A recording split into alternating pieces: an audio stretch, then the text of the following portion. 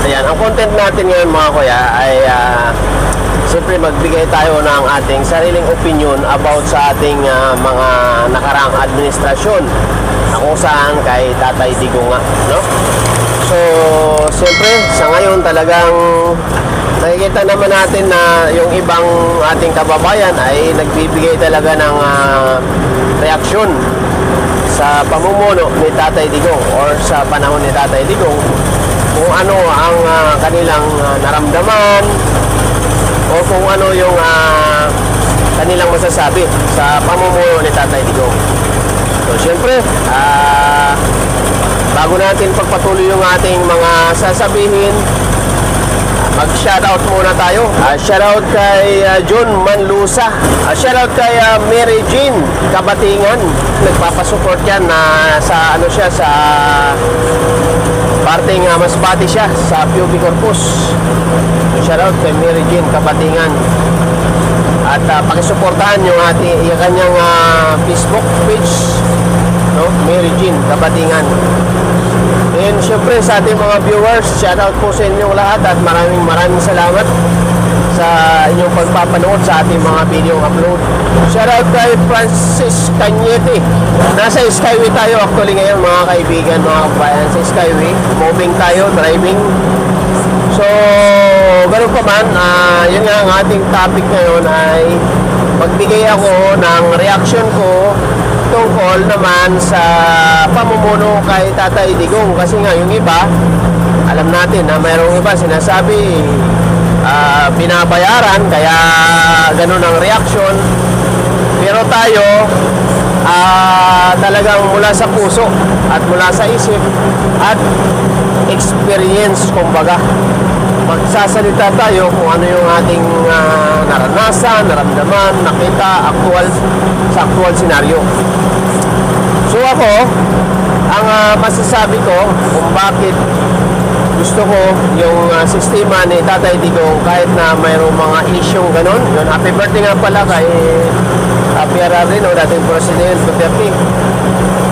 So, kaya ako siya gusto dahil ramdam bilang isang Pilipino yung kanyang mga nagawa sa bayan. Ramdam yung mga nagawa niyang kabutihan para sa Pilipino. So, pagkos, mayroon kasing negative, positive yan eh. So, yun yung mga naging negative, yun yung mga nakikita ng iba na masama dahil meron siyang mga issue tungkol sa mga namatay nga ng mga drug addict o ano man. So, ganun pa man, kung titingnan mo yung situation na yun ay mga, kumbaga, pasakit din sa lipunan. So, maraming mas mabibiktima yung mga yon kung sila ay, kumbaga, hindi mapigilan. Dahil ang Pilipino, matigas ang ulo nga eh. So, maraming panahon na, maraming nagdaan na ginawa kung paano mapigilan, makulong, ganyan. So, walang ibang solusyon kung paano mapigilan yung mga ginagawa nila, lalo na yung paglaganap sa droga. So, masama ang pumatay, tama. Masama ang pumatay, tama. Pero, yun nga, sa sobra ng pagkakasamaan dito sa ating bayan, sa ating mundo, sabi nga, normal na magbawas tayo ng mga masasamang loob na tao. So, yun yung ano doon. So, good ako doon sa mga sistema na yun. At marami namang good talaga doon. Siyempre, ang hindi good doon, yung parte na kung sino yung nabiktima doon. Kasi nga, sino ba naman matutuwa na mamatayan ka ng kamag-anak tapos pinatay, di ba? So, normal, hindi.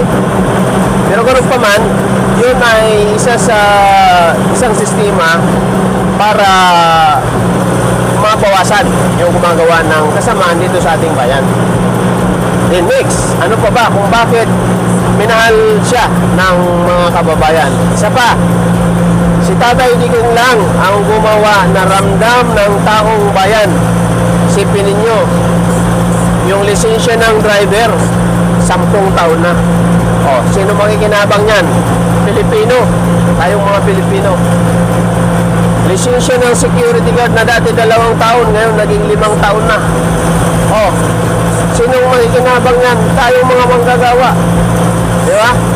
passport na ginagamit ng ating mga OFW. Na ultimo ako, hindi ako OFW, nagkaroon ako ng passport dahil kumuha ako dahil nga matagal na siya. Oh, di ba? Ilan yung passport? 10 taon din, di ba? Hindi ako nagkakamali, 10 taon din. So sinong makikinabang niyan? Taong bayan, lalo na yung ating mga OFW. So di ba? So ang laking tulong sa mga Pilipino. Inaabot ng pandemic na imbis, sabi nga nila, maghihirap tayo dahil wala tayong mga trabaho. Pandemic. Oh, ano bang nangyari? Eh hindi nga eh. Baliktad. Dahil imbis na maghihirap, mas marami pang kumita.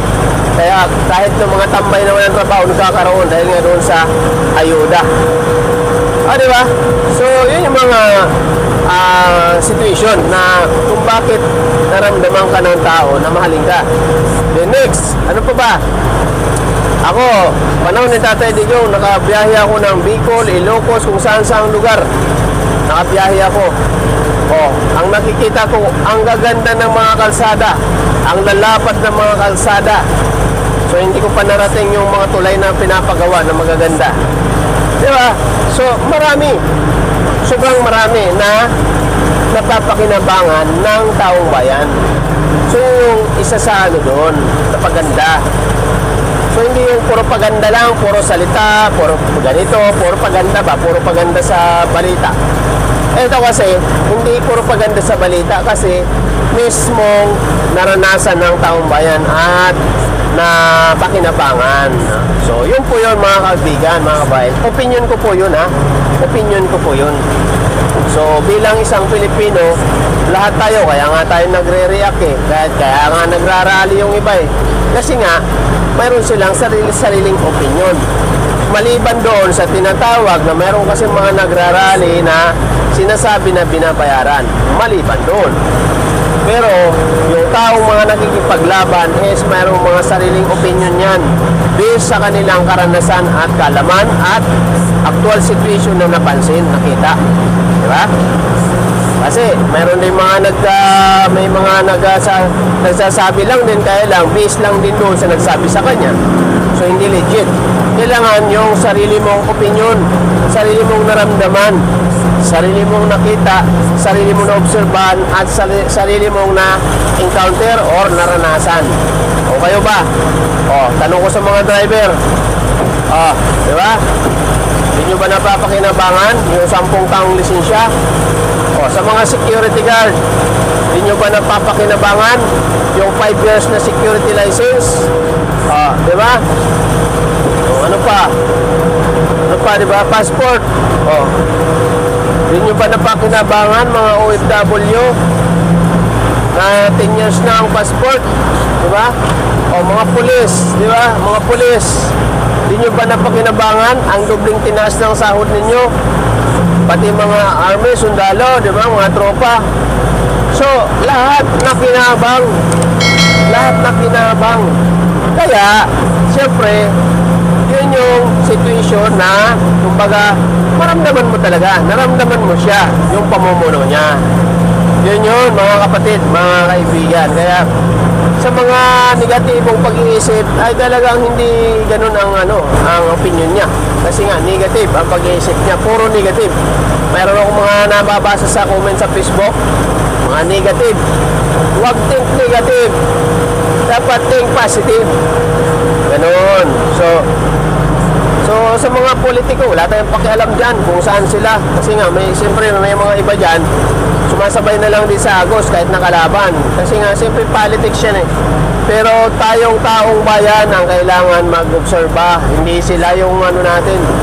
Tayong taong bayan. Kung ano talaga yung nakita mong tama, yun ang ating mahalin. Yun, hindi yung tayo na wala eh. So, ganun.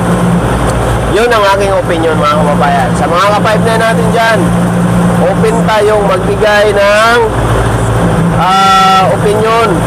Basta hindi lang, kumbaga, wala tayong nilalabag sa batas. Sarili nating opinion. Wala tayong sinisirang tao. So, yun lang, mga kabady, mga ka-5 na yun, mga kababayan. So, maraming salamat muli sa inyong pagpapanood sa ating mga video upload.